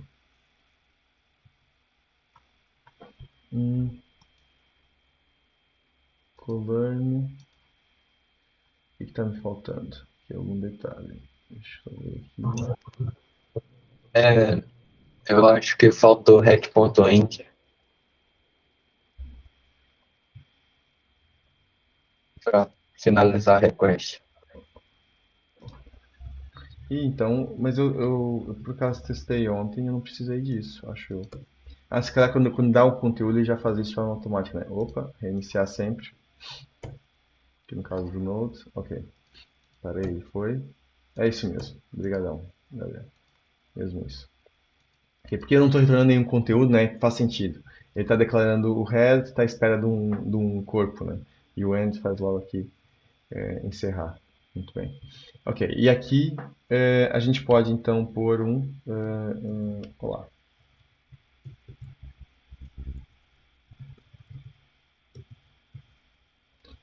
Servidor, uma coisa assim.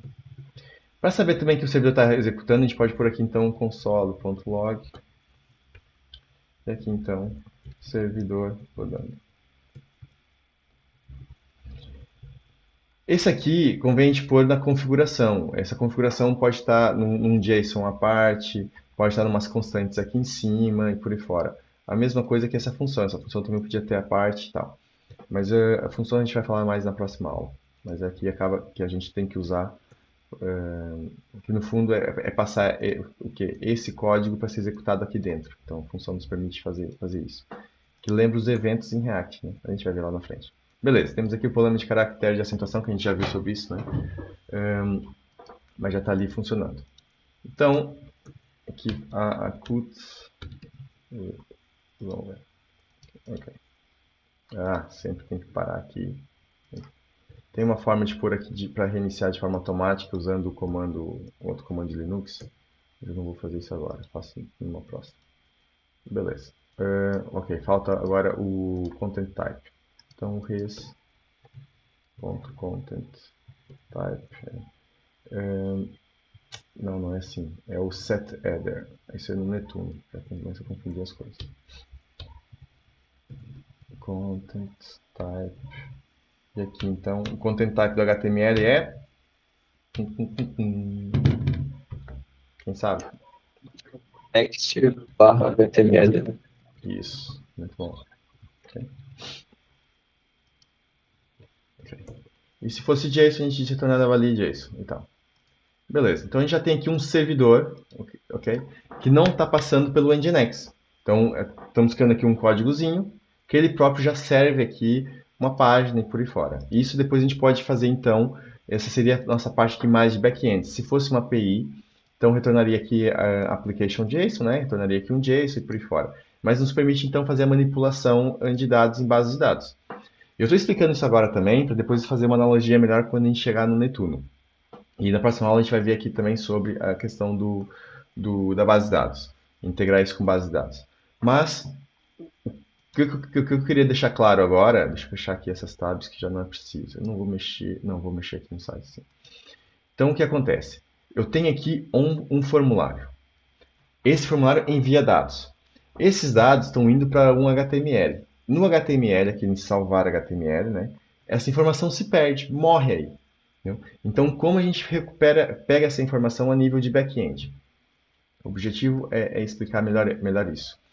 Então, a gente tem uma situação aqui que a gente precisa fazer, no caso do Node, a gente precisa usar aqui um outro módulo que ele tem, que é o URL. Esse aqui é o require. Aqui o URL. Que ele vai processar aqui a URL toda. Porque ele tem aqui deixa eu pôr aqui, console.log, aqui hack.url. Né? E aqui paro e reinicio. Então já está ali o servidor rodando. E agora quando eu venho aqui, opa, está complicado. Okay, executo, aí ele vai me mostrar aqui, barra, URL barra. Então, salvar. Okay? Aí ficou salvar, ou seja, que é essa URL aqui, né? Eu vou ter que possuir um prefixo para ficar mais claro. Se for, sei lá, tipo igual carro.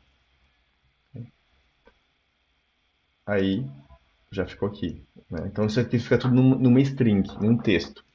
Então, esse módulo aqui ele serve para a gente quebrar esse texto e trabalhar melhor. Pegar a parte que é URL, pegar a parte que é campus e por aí fora. Então, a gente utiliza aqui o URL fazendo o parse dele. Né? A gente tem aqui o URL aqui em cima.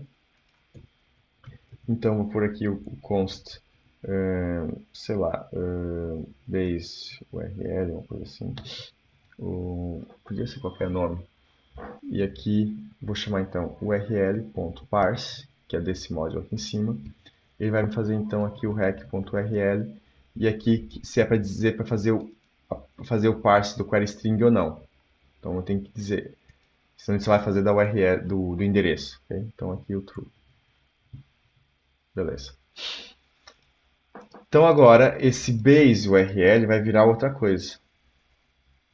Ele vai virar aqui um objeto mais complexo. Tá rodando de novo aqui o meu servidor e beleza. E agora só, o meu URL virou aqui uma coisa bem mais complexa. Agora eu tenho aqui uma parte. Opa, cadê? Passou-se aqui com a scroll. Ou seja, tem aqui a parte do search que ele chama, né? Parâmetros adicionais. Aqui o path name é a minha URL exata. E depois eu tenho aqui um query. Esse query é um outro objeto, olha aqui, ó, chaves. Então é um outro objeto que tem tipo. E aqui acaba por ter cada um dos parâmetros que eu vou passando aqui em cima. E-comercial, nome, sei lá, focus, uma coisa qualquer. Aí eu vejo aqui e tem aqui mais, tem aqui o nome focus. Né? Eu vou pegando todos os parâmetros. Então é essa a lógica. Com isso, o que a gente pode fazer? Posso fazer um switch, posso fazer um if, né? De acordo com a URL, quero processar alguma coisa. Então, vamos lá. Eu vou pôr aqui, esse aqui ele vai responder sempre. Eu vou pôr aqui vou pôr um switch. Base URL, se é base URL, o path name. Case for barra salvar, faz um break, né? default, então, vai dar um quê? Aqui vai ser um 404.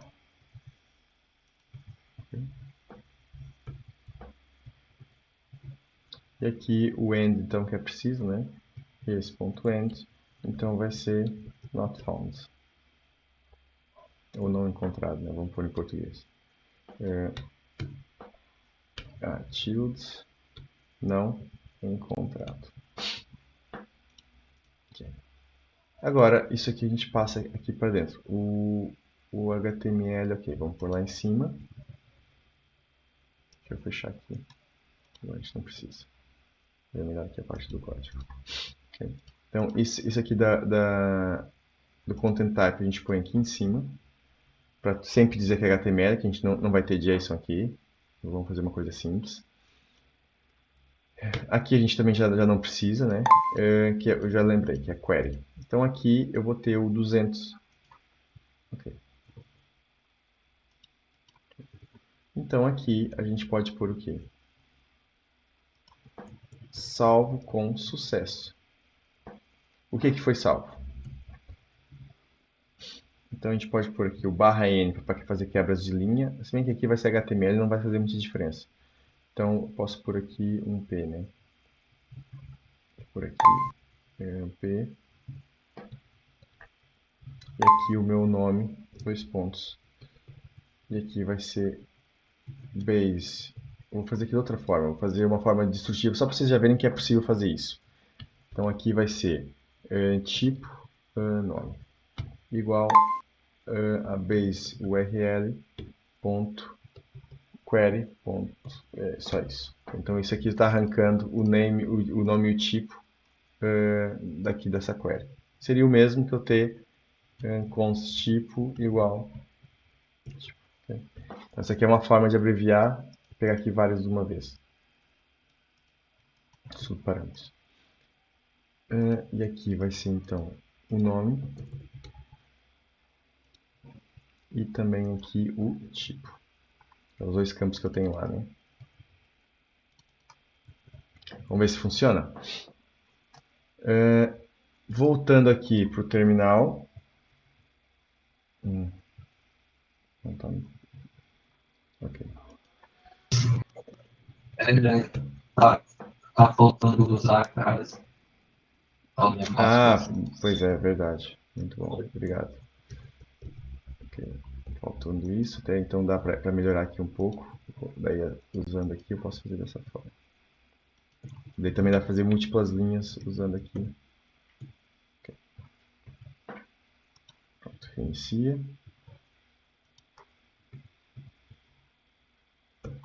Okay. E agora, vamos ver o que acontece. Okay? Então foi salvo com sucesso e que os valores que foram passados aqui em cima. Se eu mudar aqui algo aqui na URL, muda aqui embaixo. É algo assim simples.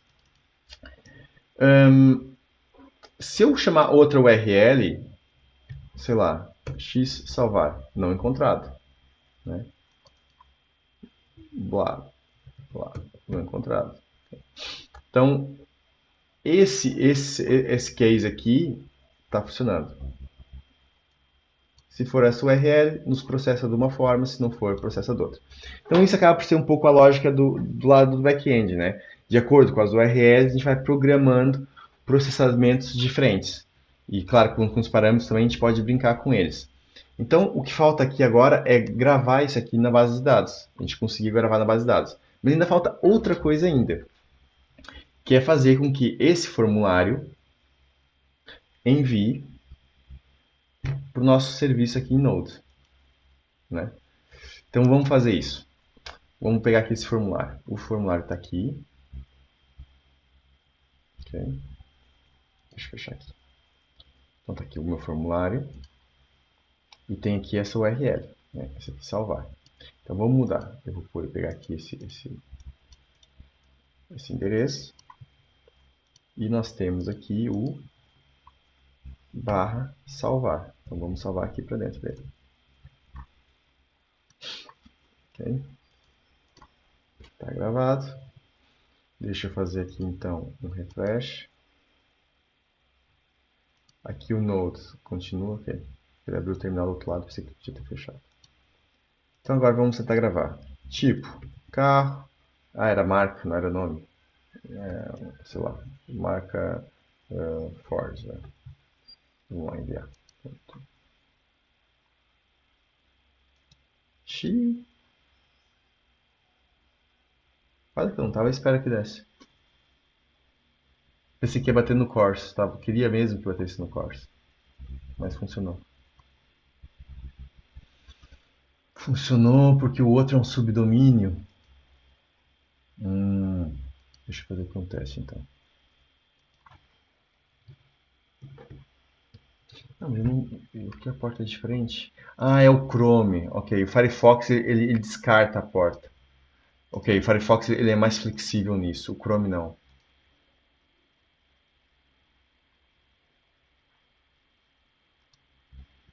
Quer ver? Deixa eu fazer aqui um teste no Chrome.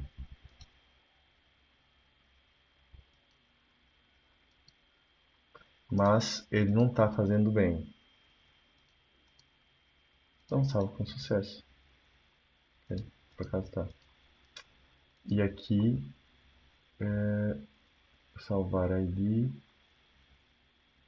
Cadê o target? Target salvou. Target salvou. Ele não está abrindo aqui. Ok, achei, entendi. Deixa eu ver aqui no HTML, tá aqui, ó.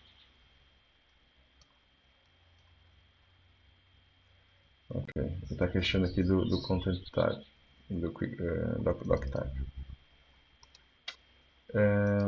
Beleza, mas tá funcionando. O que eu queria que acontecesse, deixa eu só validar aqui no Chrome.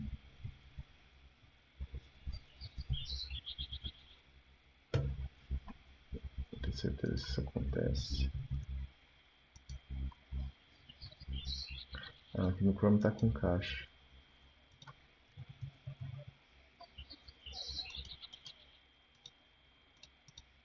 Ok, exatamente. Deixa eu só ver aqui, network.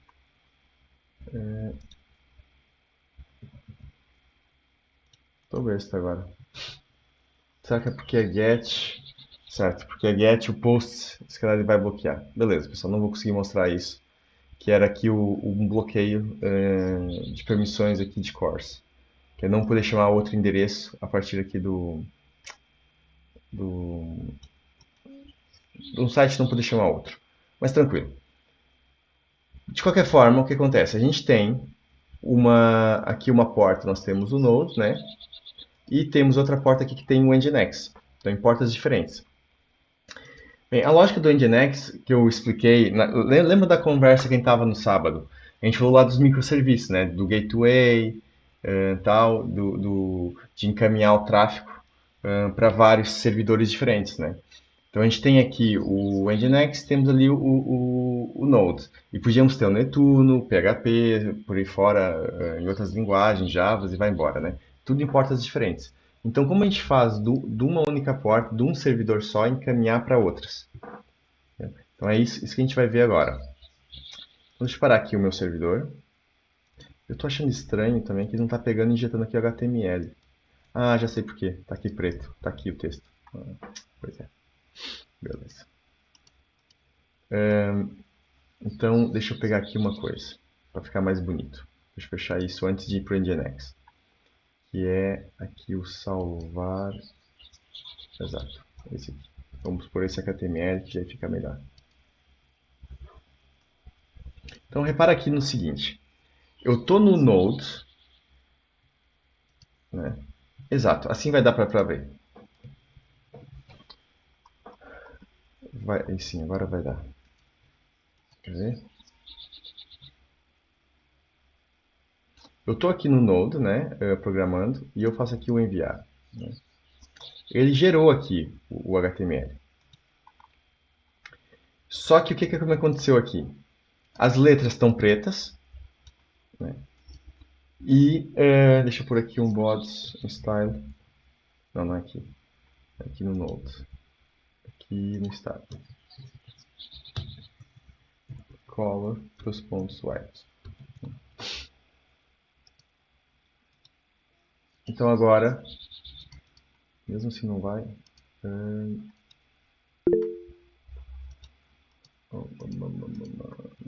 Não pegou tudo. Ah, não, deve ser caixa. Será que é caixa? Bem, não tá pegando aqui. Deixa eu por aqui então. Aqui embaixo. No H1. Pega.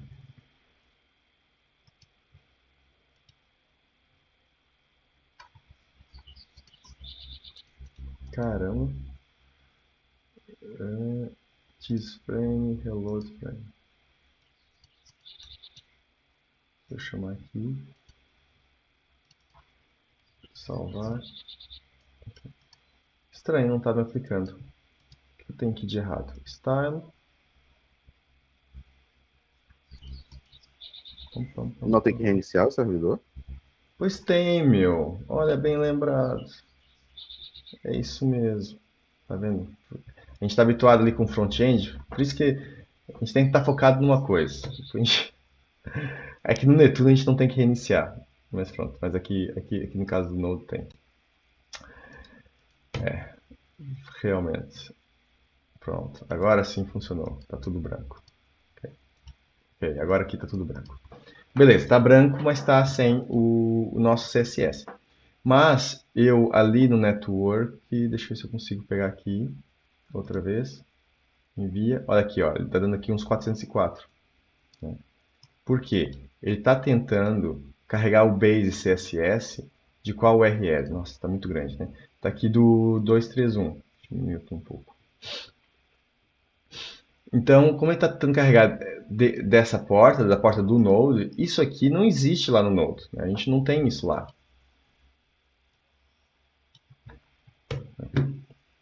Não encontrado. Está dando 404, né? Eu vejo aqui na response, está aqui, ó, não encontrado. E aqui, 404. Então, eu tenho aqui meu back-end, que ele está chamando, mandando, está trabalhando numa porta e está encaminhando aqui para um recurso que está no outro servidor, na outra porta, no caso do Nginx. Então a gente tem que juntar os dois na mesma porta. Isso podia ser por vários motivos, a gente querer juntar o processamento num servidor só. Esse aqui é uma situação, que podia ser diversas outras. Então, para a gente juntar os dois, a gente vai lá editar a nossa configuração do Nginx. Então, vou lá no meu etc Nginx, né? E aqui no sites available, enable, né? Eu tenho aqui a configuração do meu site. Então, vim em meu site, isso tem que estar como root, então sudo, né? Vim meu site. E aí eu tenho aqui agora a edição aqui no vim da minha configuração. Então, o que eu faço? Eu vou criar um novo endereço aqui no Nginx. Só que esse endereço vai ser um pouco fictício. Enquanto que nessa configuração, todos os endereços que ele chama, ele tenta acessar os arquivos aqui nessa pasta de root. Agora eu vou fazer diferente. Location, / salvou, ou salvar, né? Eu pus salvou. Acho que pus, né? Vamos mudar para salvar. É melhor. Ok, / salvar. Sempre que for aqui, a gente vai fazer o quê? Um proxy pass. Então, esse proxy pass, a gente coloca agora o endereço do nosso servidor do Node. Que podia ser Node, podia ser Java, podia ser qualquer coisa, né? Então, o Nginx trabalha com qualquer coisa que suporte aqui HTTP. Então, ele vai chamar o localhost 2.13001, que é onde eu tenho o meu Node executando. Então, no caso, se fosse o Netuno, seria aqui outro endereço. Aqui, pessoal, dá para a gente fazer um monte de configurações. Dá para trocar a URL, dá para trocar o hostname, dá para trocar os limites de cache. Tem vários limites aqui de... limites de cache, sim, configurações de cache para o browser. Mas também ele tem um cache interno aqui que ele usa para fazer o proxy. E ele tem aqui uma otimização. Se ele tiver 100 pedidos iguais, ele só faz uma chamada para o Node para poupar aqui. Ele suporta esse tipo de configuração se a gente quiser pôr. E e pôr para o processamento do lado do Node, fazendo aqui um cache também intermediário. E ainda tem os limites de timeout, que é o tempo de leitura e escrita aqui com esse servidor. Então, vamos ver o que isso acontece. Só com isso. Okay? A URL salvar vai agora para o Node. Service, nginx, nginx reload, né? Não é service nada, aqui é sudo. Isso aqui é errado. Aqui é com sudo. Esse terminal aqui não é assim tão bom, mas desenrasca. Okay. Então fez o reinicio. Agora, se eu colocar aqui na minha URL, na porta 80, né, do nginx, aqui o salvou, ou salvar, foi salvar, né? Agora, bad gateway, é um bom erro. Okay. Por que é bad gateway 502? Porque ele está tentando chegar no node, okay, e o node está parado. Ou seja, essa porta aqui não está funcionando. Vamos testar se é isso mesmo. Então vamos voltar lá para o nosso back-end, está aqui, né? Então faço node, ponto, node index, tanto faz que eu estou aqui na pasta. Servidor rodando. Olha, salvo com sucesso. Salvo com sucesso? Não. Isso aqui. .html. Ok, tá funcionando, tá? Aqui salvar. Salvar. Só que eu não lembro de pôr. Aqui é uma simulação. Deixa eu ver aqui outra coisa. Ok. Ok, já estou lembrando. Então a gente colocou aqui. Deixa eu baixar. Aqui, não, aqui. Ok, tá aqui. É uma simulação. Então é uma simulação, a gente não está colocando aqui os campos. Com Node.js. E vamos pôr então aqui outra vez os campos. Que era marca, né? E nome. Tipo. Por o tipo para já.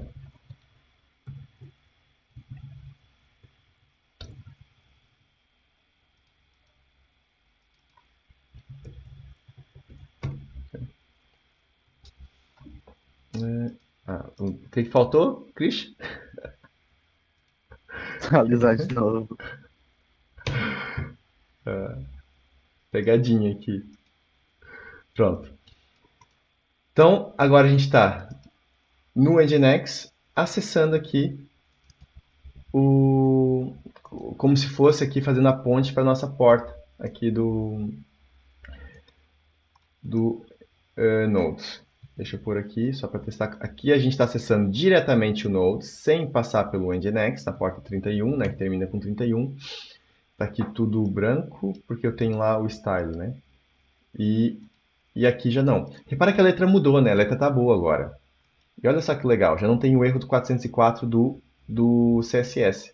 O CSS deve estar para aqui, ele não está mostrando. Mas tem que estar carregando o CSS. E está aqui o só do favicon. Então agora, se eu tirar esses colors aqui, né? Vamos ver se está funcionando bom. E reiniciar o servidor. Reiniciar.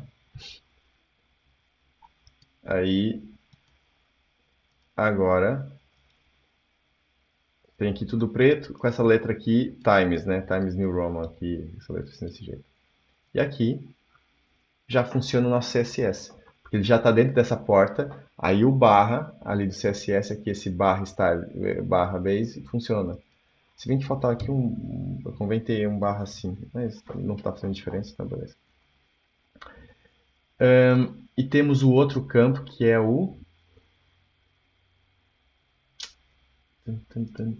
que é a marca, campo marca. E temos ainda o publica. Então vamos acrescentar aqui isso. Marca, publica. Publica, marca,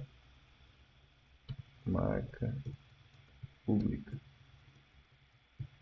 Que é o pode publicar. Pronto. E aí aqui em cima temos que carregar então esses campos. Foi marca, publica. Deixa eu só pôr aqui dentro de um P também, para ficar melhorzinho. Então, eu tô entendendo o que está acontecendo aqui, pessoal? Tá bem claro isso tudo? Alguém tem alguma dúvida?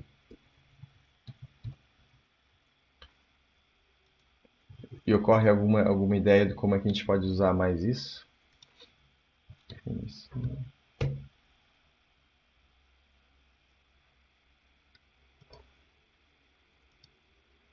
Ok, aqui não está definido ainda.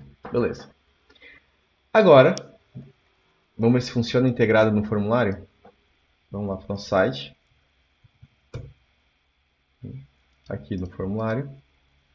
Então aqui, sei lá, o tipo carro, Ford, e pode publicar assim, ó.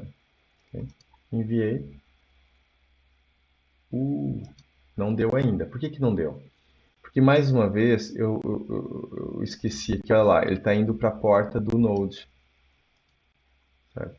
Ele não está indo aqui para a porta do 80. Então ele não está. Ele tá aqui, ó, tá tudo preto. Ele não está puxando o style. Funcionou, tá aqui, mas tá tudo preto. Então agora a gente vai trocar aqui nesse formulário para não usar mais a porta do Node, e sim a porta normal. Ele não precisa fazer mais nada. Ele vem aqui no salvar direto. Então o que acontece? Dessa forma é como se tivesse aqui dentro do próprio site o salvar. Quando esse salvar não existe aqui. Então isso aqui só vai funcionar com o Nginx, né? E agora, se eu fizer aqui um refresh, vez aqui, carro, Ford, okay, e envio, e agora já está integrado com CSS e tudo. Okay, então a gente está programando aqui no HTML com um formulário que envia para um endereço, aqui o salvar, que não existe aqui no HTML, não existe nada disso, e como cai no Nginx, o Nginx faz encaminhamento aqui para o Node, tá aqui nessa outra porta. E aí, o formulário, como a gente não disse que o formulário é post e tal, não dissemos o método, né? Então, está aqui como get, então está indo como get, que é o que a gente está esperando do lado do Node, aqui do lado, aqui com URL e tal. Aí, vai aqui na URL todos os parâmetros. Tanto que a gente pode pegar aqui no... Ele está aqui dessa forma. Aqui é o URL completo, tá onde? Ele está por aí. Eu não sei se ele copia daqui. Copy value, copy URL, parameters, deve ser essa. A gente pode pegar aqui, colar aqui. Não era bem isso, mas tudo bem.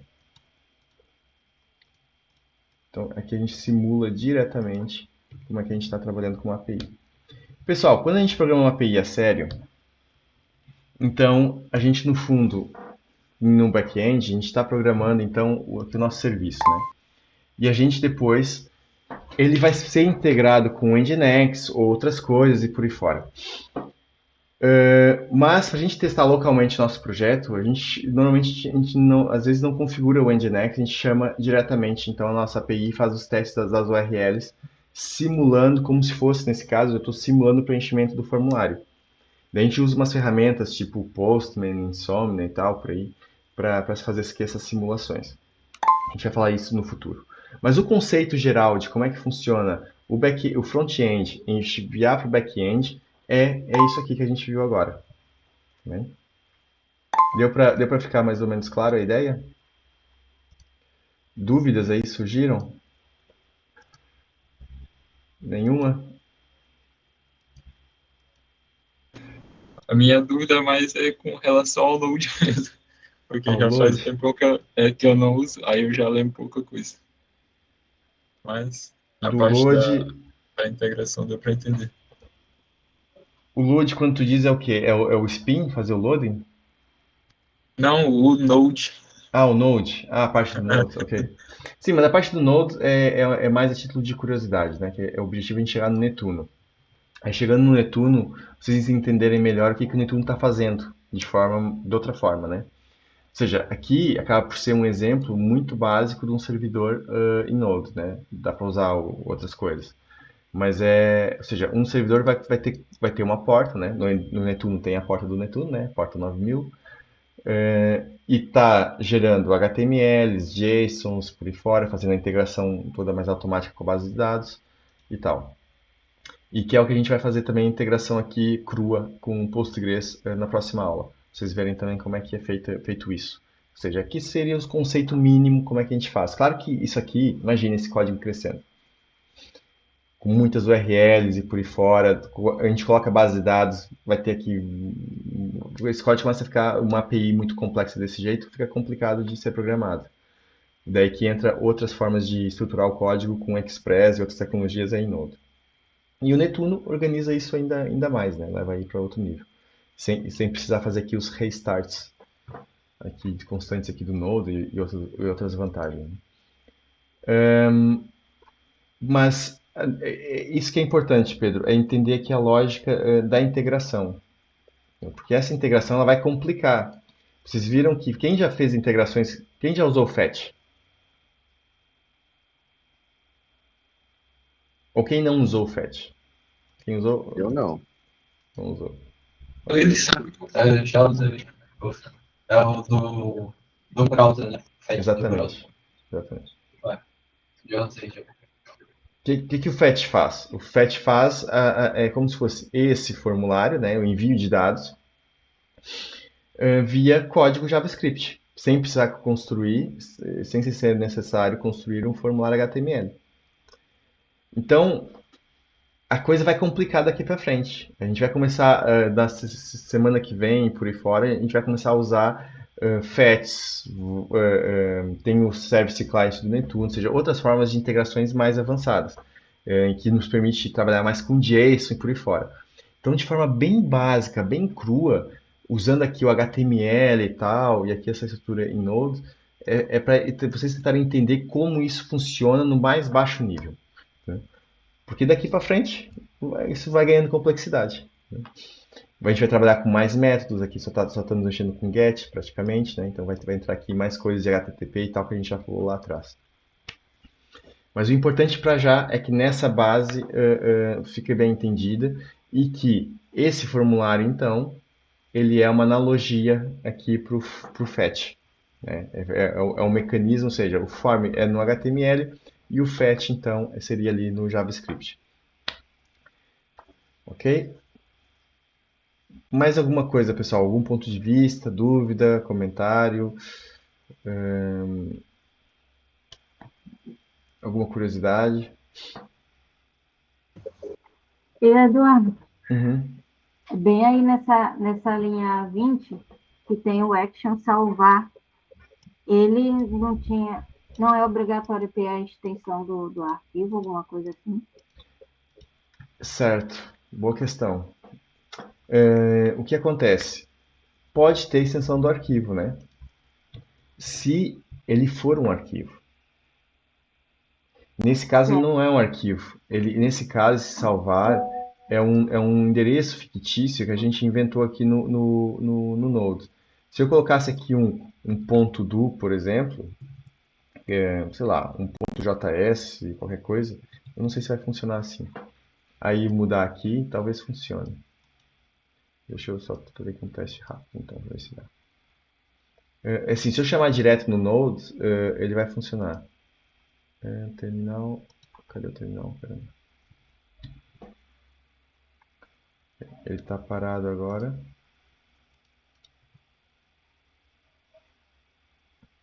Está parado. Aqui. Vamos ver. Ok, não encontrado. Agora, se eu pôr .js, daí já encontra. Então, o que acontece? E esse arquivo salvar.js não existe. Né? Então, quando a gente trabalha com back-end, a gente inventa as URLs como a gente bem entender. Entendeu? E a gente vai processar código e não arquivo. Então, a gente monta os padrões que a gente quiser, se é com barra, o que for. Entendeu? Tem situações que a gente coloca até o ID de um produto, de um cliente, a gente põe aqui assim na URL. Entendeu? Daí vem aqui o código do cliente, uma coisa assim. Entendeu? E dá para fazer um monte de coisa. Então, quando a gente mexe aqui com back-end, é muito normal a gente não ter a extensão, né? E ser só assim. Ou então ponto .save, né? Ponto guardar, uma coisa assim. Vai construindo a URL cada vez mais complexa. E nada disso em arquivo existe. Portanto, o ponto aqui serve mais para o Nginx. Saber que ele tem que processar um arquivo que está lá dentro dele.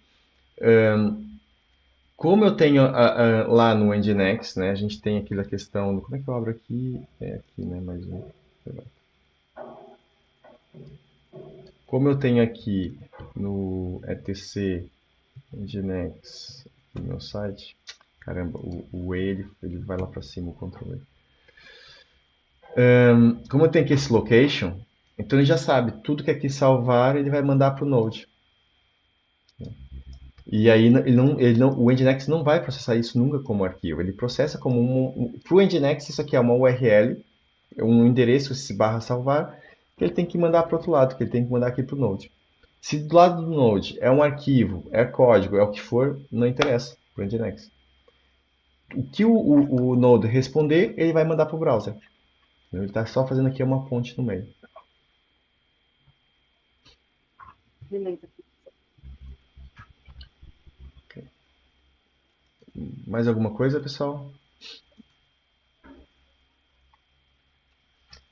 Então, dou-lhe 3, 2, 1. Então vamos encerrar e fazer aqui uma prática, então.